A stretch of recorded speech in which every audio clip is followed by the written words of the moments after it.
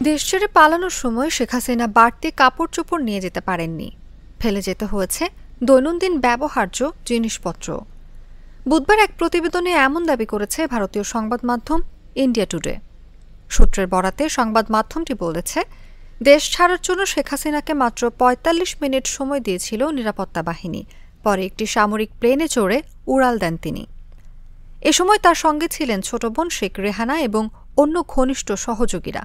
তাদের বহনকারী প্লেনটি দিল্লির কাছে হিন্দন বিমান ঘাঁটিতে অবতরণ করে।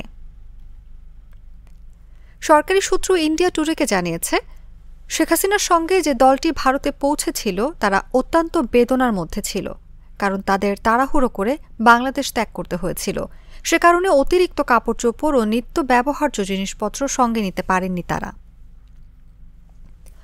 ঘটনার আকস্মিকতার ধাক্কা চাপ থেকে বের হতে তাদের সাহায্য করছেন ভারতের সংশ্লিষ্ট নিরাপত্তা ও প্রোটোকল কর্মকর্তারা। অতিথিদের পোশাক সহ বিভিন্ন জিনিসপত্র কিনতেও সাহায্য করছেন তারা। দেশত্যাগের প্রায় ৩ দিন পার হলেও এখনও হিন্দন বিমান ঘাঁটির কাছে একটি সেফ হাউসে অবস্থান করছেন শেখ হাসিনা। সূত্র জানিয়েছে, তৃতীয় কোনো দেশে আশ্রয় আবেদন গৃহীত না হওয়া পর্যন্ত ভারতে থাকতে পারেন তিনি।